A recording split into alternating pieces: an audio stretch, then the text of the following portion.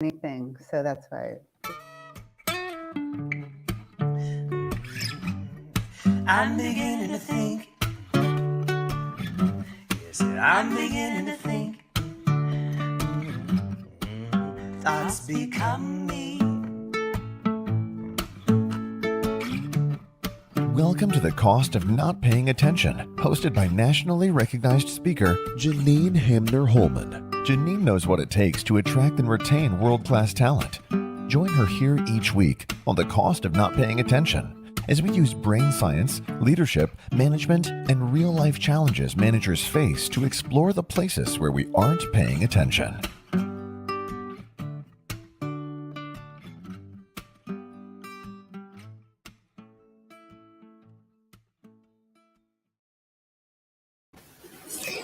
Welcome to The Cost of Not Paying Attention.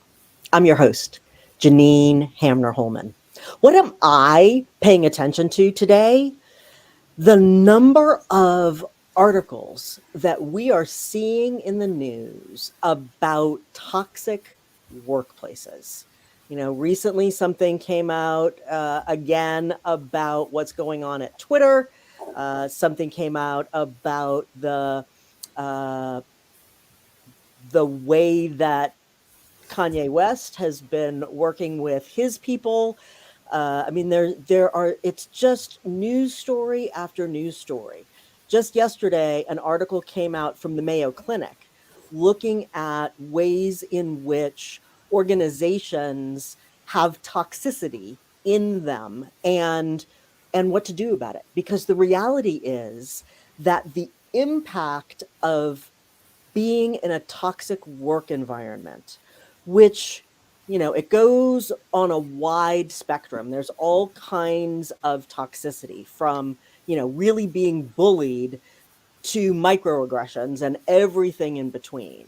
And it has an impact on us physically and psychologically. And so that brings me right to our guest for today. I'm so excited that Michele Simon is here with us all the way from Australia, y'all. And she is, am I wrong about that? Are you not in Australia? Now we're close. I'm in California. You're in California. Yep. Huh. I got that completely wrong. Okay. And she is an expert in helping people in particular get out of toxic work environments. And so welcome to the show, Michele.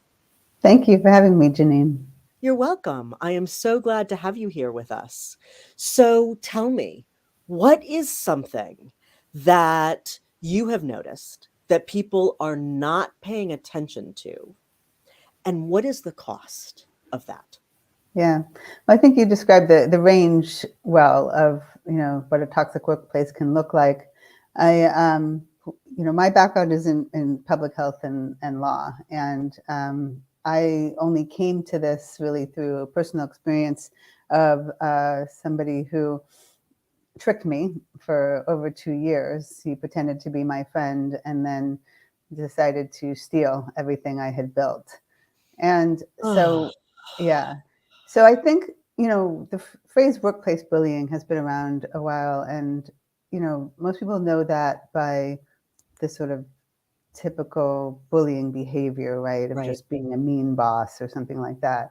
But what I've found, you know, based on what happened to me and talking to a lot of others, mostly women who've experienced this, is the more covert behavior. So Merriam-Webster just announced that the word of the year is gaslighting. Oh my goodness. Right. Which of course can occur in a lot of contexts, but is particularly prevalent in the workplace, right? Yeah. So, you know, gaslighting is when you complain about something and someone says, what are you talking about? You know, no, that was your fault. So really making you question your own reality. And so I think what we're not paying attention to is all of the covert behaviors that can go on at work. And even the word microaggression, which is often used to describe, say, a racist or gendered remark, is probably minimizing really the potential harm. So, you know, we know that at least 1/3 of people in the US experience some form of bullying at work. I think it's probably higher. And not just emotional toll that takes, but the physical toll. We know there's so many connections between, our mental health and physical health. I mean, it's ridiculous Right. to even talk about those two as separate. It's really just health. Yeah. So, the consequences can be quite devastating. I mean, there are even many reports of suicide from people who have been, bullied in some form or another Right. over time. But particularly, I'm interested in the more covert behaviors that aren't always easy to spot. In my case, it was completely behind my back. I didn't know what was going on until it was way too late. Right. For other people, they may have a sense that something's off, but again, it's that, questioning your reality, and that can really have very negative impacts on your health and obviously your work performance, et cetera. Yeah. And so I too have had that sort of experience, both covert and overt. I had a boss at one point who I found out from other people who were in a more senior position had been bad mouthing me in senior leadership meetings that I wasn't participating in, but I was finding it out from Mm. these friends. And it's one of those tricky situations where I was happy to know that my boss didn't have my back. I was happy to be able to sort of have my guard up, and yet sort of like, well, what do I do about that? She's my boss. And so when people find themselves in those sorts of situations where it really is covert, where it's not being done directly to your face, when things are being said about you in other situations, what are effective strategies that you have become aware of and that you really work with folks that you work with directly? You really Mhm. work with them to help them implement these strategies. Yeah. Well, unfortunately, when you're on the receiving end of a smear campaign, and you get an inkling of it, it's probably already too late, Yeah. and there really isn't a lot you can do.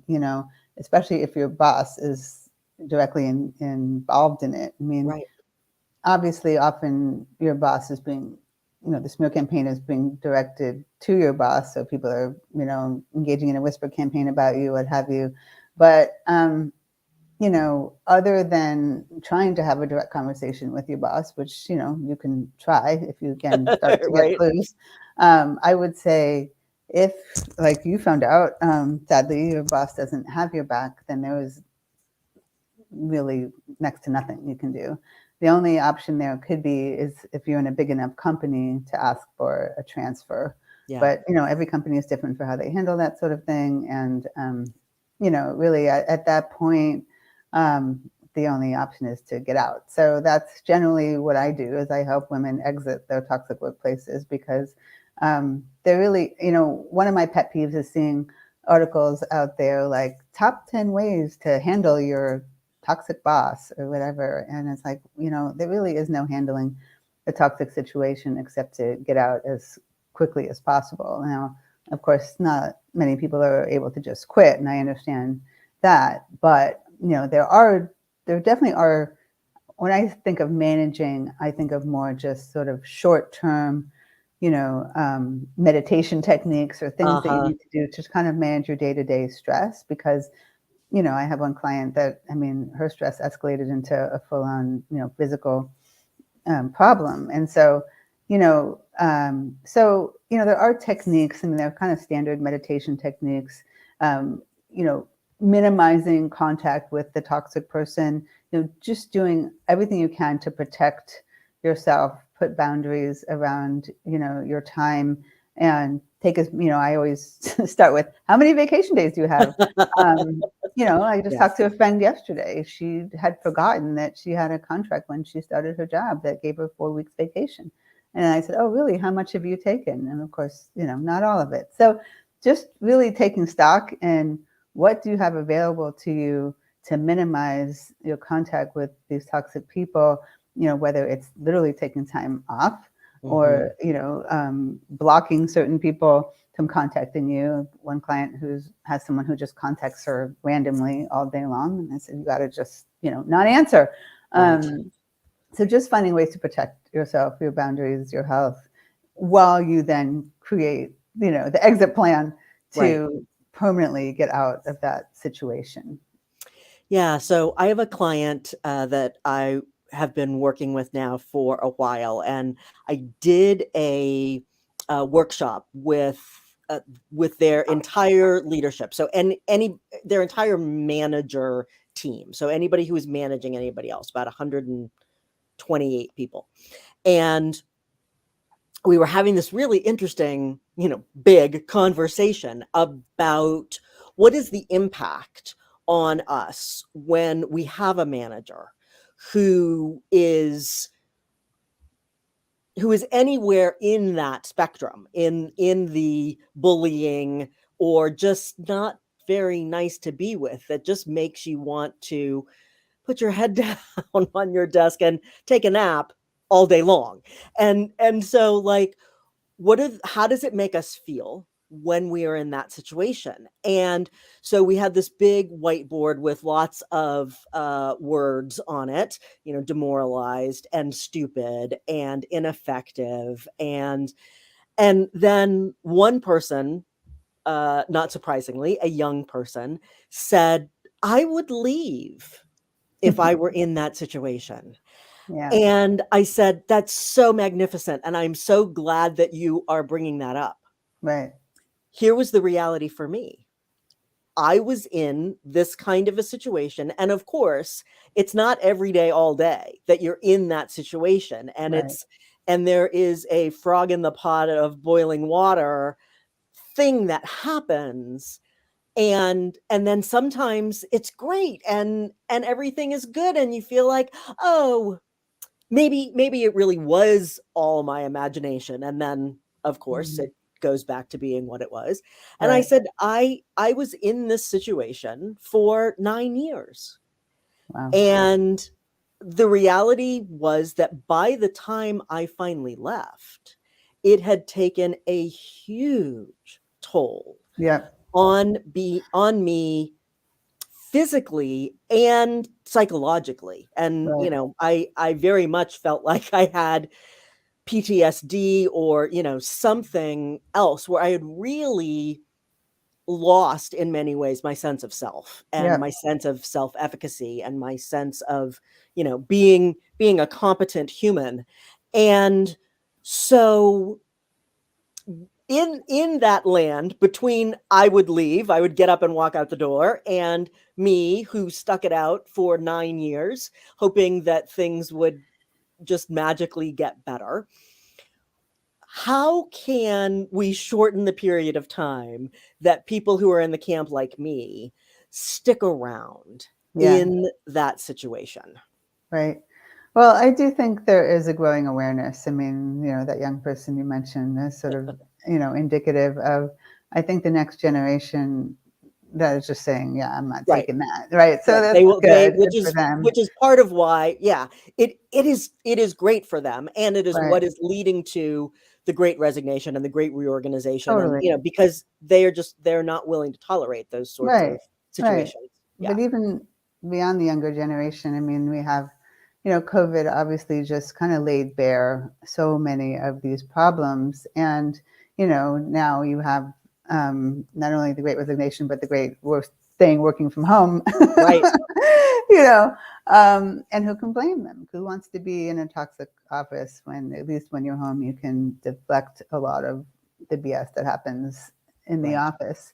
Although I will say there's evidence that even virtually, a lot of these, especially covert kind of power play behaviors, can go on. I mean, for me, I remember feeling like Slack was being weaponized against me. Where there'd be this weird Yeah. ganging up happening, or somebody would try to embarrass me. I was just like, really? I mean, so yeah, I mean, it can happen both virtually and in the real office setting.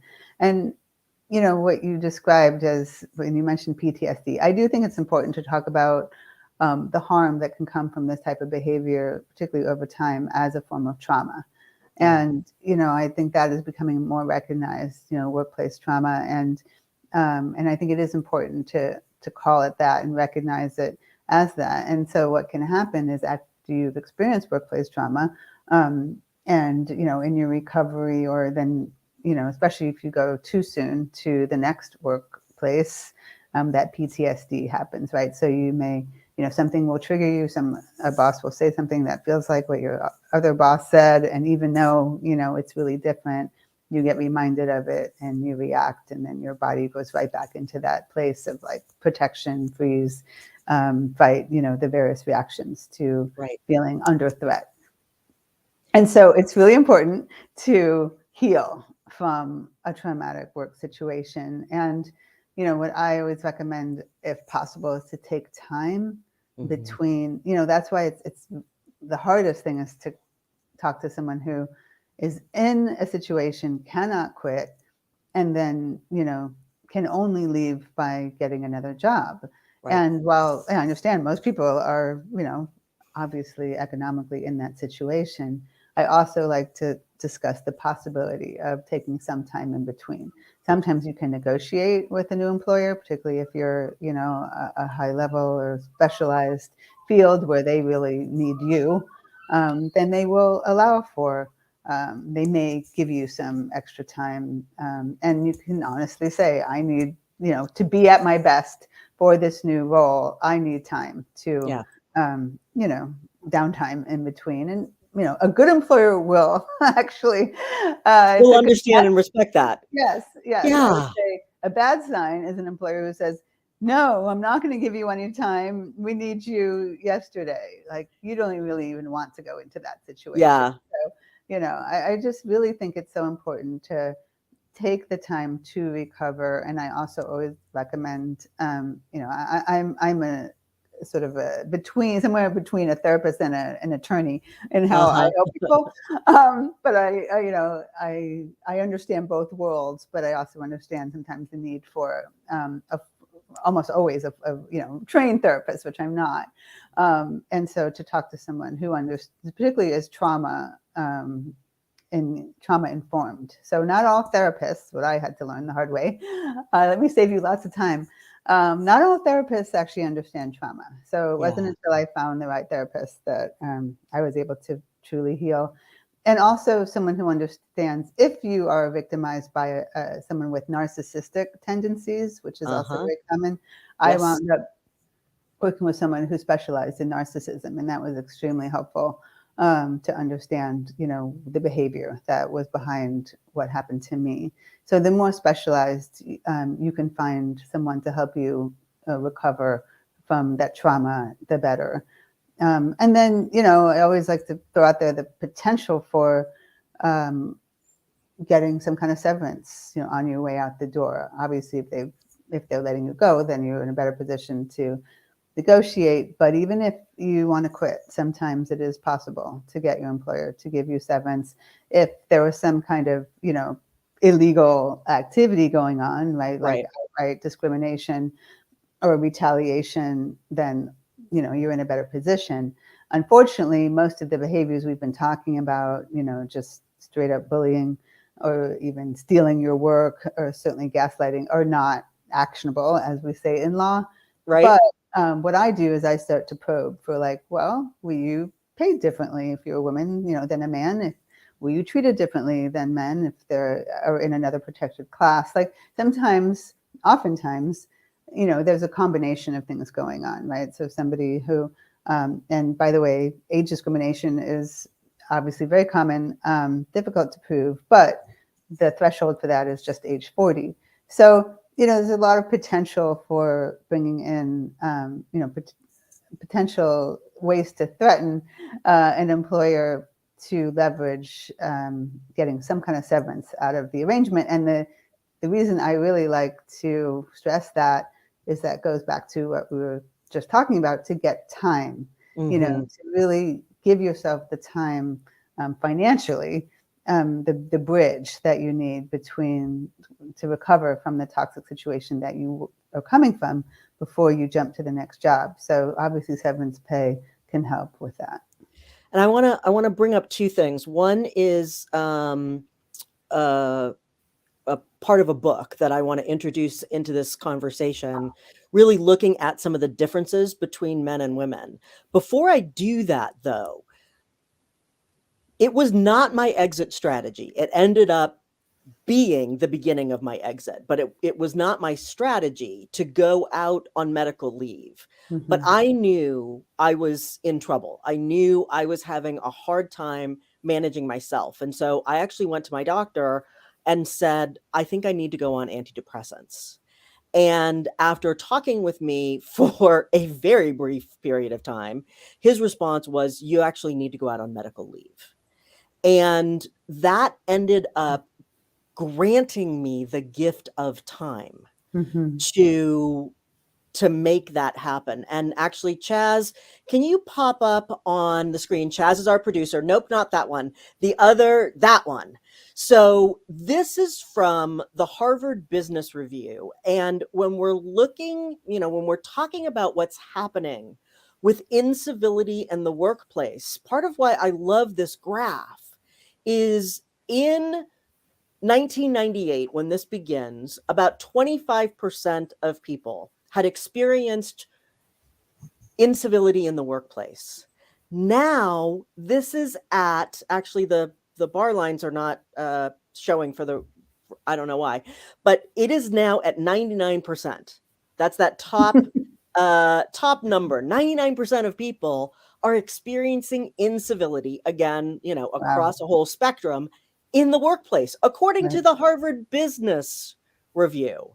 So before we get into a little bit more about the differences between men and women, do you have any thoughts on that, Michele?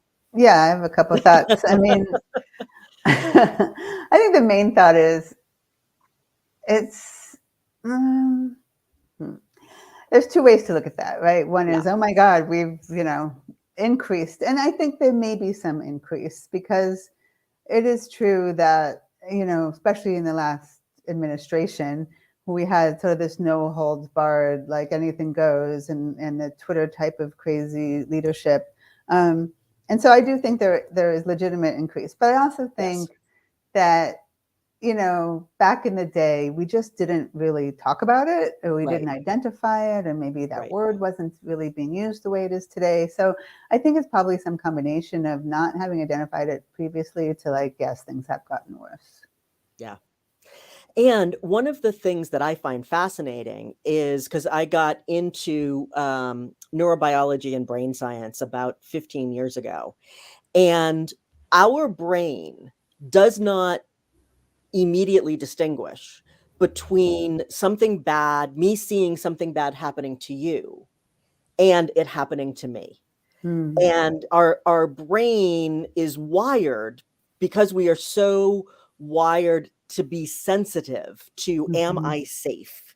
That is, a whole parts of our brain are just designated to, am I safe? Yeah. If something bad happens to you in the workplace and I see it, I'm not even party to it, not even your best friend at work, I just see it happening. It has an impact on me too. And so I think that our sensitivity to it has also changed dramatically.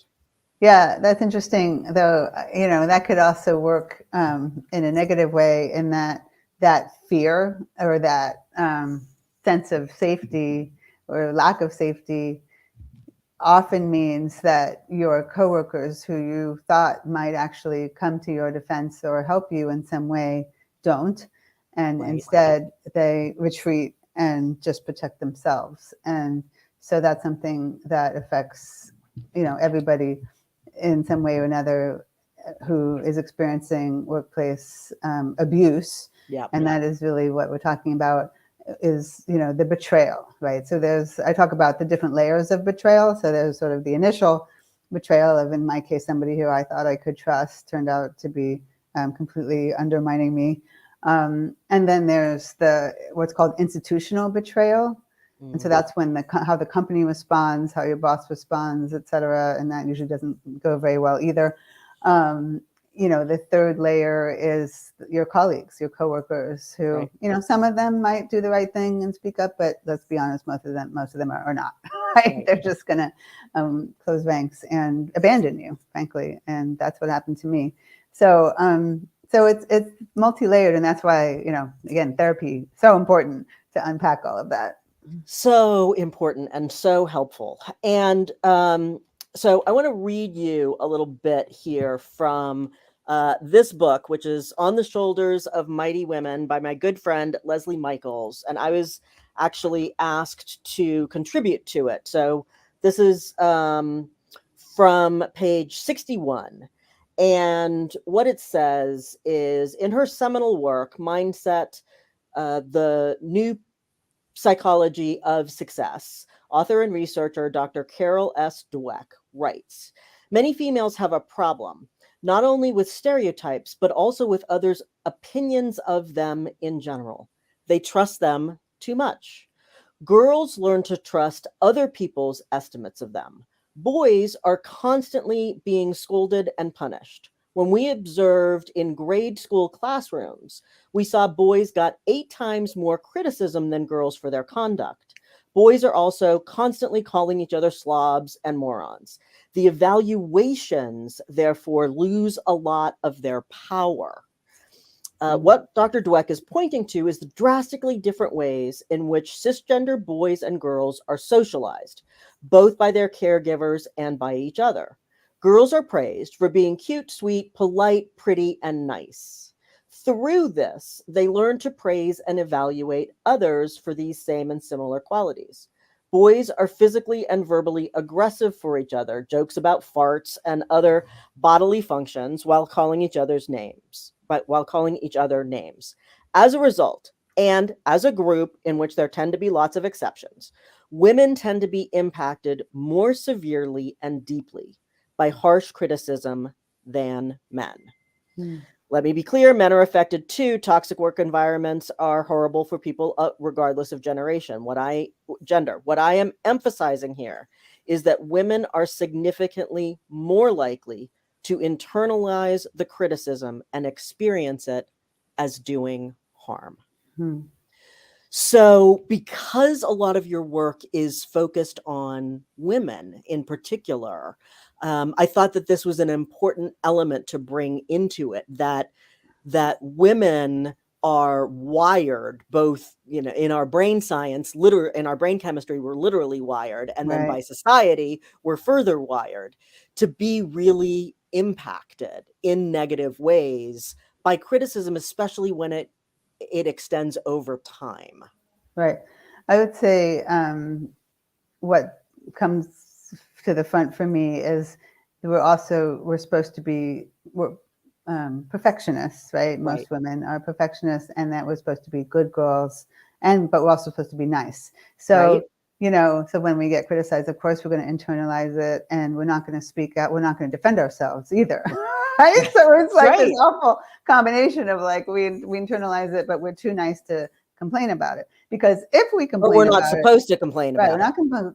And if we do, then of course that just creates more gaslighting and backlash. So women now are we're in a bitch and a problem. Exactly. Yeah.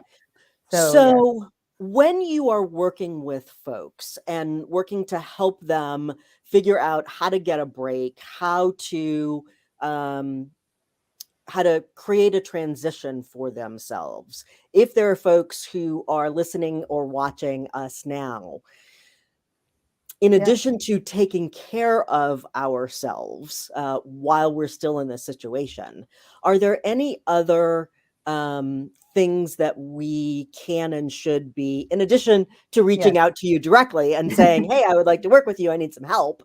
What are other things that people can be doing? Yes. So I like to recommend that you kind of shore up your resources, right? So in addition to sort of immediate self-care, we talked about also, like for me, it was helpful to kind of dig back into earlier friendships in my life. I mean, people who I was still in touch with, but to lean on them a lot. Like, obviously, in addition to my partner who got me through this, but to go back to the people who really knew you when, and who are, really care about you and will give you, the time that you need to process what's going on. So get out of the work environment where you really can't trust anybody and go to the people who love you and knew you and really, will let you lean on them. And so in addition to the professional therapists that you can't, spend all your money there, you're like, go get your therapy for free from the people who really love you, right? Yeah. And then, from there, other resources like, pets, taking walks on the beach, or, whatever nature you have near you, just like thinking about showing up your resources, right? To get breaks, to just really, give yourself that strength. And I can't emphasize enough this idea of really leaning on people in your lives. I mean, that is really what saved me. And I think, we tend to think, oh, that person will be too busy. And you know what? Most people really are happy to help.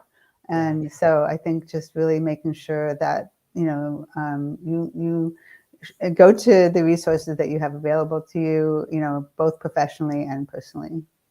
I think one of the challenges often for humans, and maybe especially for women, is remembering to rely on our resources. Like we get into, especially professional women, we get into this like, I need to be able to stand on my own. I need to be able to do it myself. And I used to have a Post-it on my computer that said the smartest people look for their resources and ask for help. There you go. Yes, absolutely. And, women, of course, as caregivers, are always the first to be taking care of everyone else around us. But, our, energy gets drained. And you're right. We absolutely need to allow others to take care of ourselves, of us when we need it. Awesome. As an attorney, and this is my last question before we start wrapping up. And so if there's other things that you want to bring in, please do. As an attorney, one of the things that we often hear in situations is you want to start documenting everything. Right. How important really is that? It is important. I will say it's more important where you think you have a legally actionable case, but obviously most people don't know who aren't lawyers whether they do or not. So it's always good just, when in doubt, to document. And I think it's useful even regardless of whether you bring a case. First of all, it's always good even if you want to ask for severance. So what I always tell people is like, start with your accomplishments. Like, so just documenting everything that you've done in a positive way at work is always good to have if it's not already available.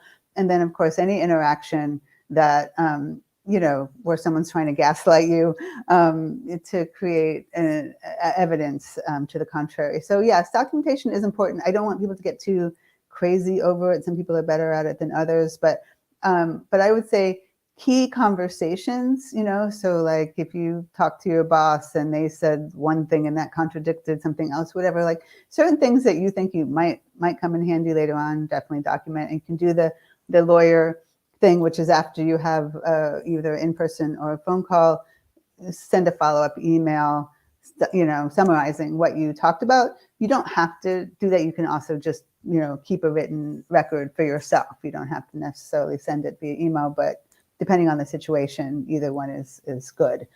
So yes, I do think documentation is important, and also consulting an attorney before you think you need to. So one mistake people make is they think they only need an attorney if they're going to sue. Well, I don't want to sue. It's like, lawyers don't only sue. Lawyers help you, understand the situation that you're in and ask the right questions, and can kind of guide you on, like the documentation piece that you might need no matter what path you take. And then again, like, with requesting severance, negotiating the terms of severance and so forth. So, the sooner, if you have any suspicion that there's wrongdoing going on, the other reason is retaliation is almost certain to happen. So once you complain about something, documenting potential retaliation, having a lawyer who can help you, because retaliation is absolutely illegal, when it's regarding an underlying illegal activity. So these are kinds of reasons it's good to, just consult a lawyer sooner rather than later. Awesome. So obviously, this is a challenging subject. It is a place where it can be hard for us who are survivors of these kinds of situations to talk about it. It can be hard when people are realizing, oh crap, I am in a bad situation that I probably need to do something about this. Right. And often, as you said, really often the only thing to do is to leave. And so then how do we figure out how to make that happen? So Michele, I really want to thank and appreciate you for your wisdom on all of this, and also for your honesty and your authenticity and your willingness to talk about things that are difficult and challenging and bring up lots of feelings and emotions. So I really want to thank you and appreciate you for being here with us today, and also for the work that you are doing, helping people get out of these situations. My pleasure. Thank you for making the space to have these hard conversations. And I think, what makes them so hard is that often we feel alone in them. Right. And so, that's why it's so important that we do talk about it. And, I can't tell you how many women have reached out just to thank me for like a LinkedIn post. I mean, which seems like so simple, but it's because we tend to, again, women, men do this too, but just in general, we tend to suffer in silence, right? Yep. And so, it is really important to make sure people understand you're not alone. It's not you, it's them. Get out, move on to a healthier situation, take care of yourself. That is the most important thing. And that's one of the things I think can also be helpful about documenting, is that it can sort of be a form, an easier way maybe into something like journaling, because it can help us to see, okay, this really isn't me. I'm not crazy. I'm not imagining this. There is, in fact, something going on here. Yes. And absolutely. I'm actually not the problem. Right. And seeing the patterns. So, the first time it's easy to dismiss, right? Okay. But when as soon as you notice the second time, go back and write down that first time, because that's when you start seeing the patterns. And and that is when you absolutely realize it's not you, it's them. And, the other thing I'll say is, I think, again, as women in the caretaker role, I often hear, and I had this feeling too, well, I can't leave because of the other, I feel responsible for my team, or, the department will just fall apart without me, which, they will falter, yes, but really everything will keep going, and you can't save the other people on your team. You got to save yourself and put on your oxygen masks first. Right. Exactly. Yeah. All right. Well, thank you again so much. This has been a wonderful, rich, and enlightening conversation. My pleasure. Thanks so much for having me. I really enjoyed it. It's been my honor. I am Janine Hamner Holman, and this has been The Cost of Not Paying Attention. Remember, great leaders make great teams. Until next time.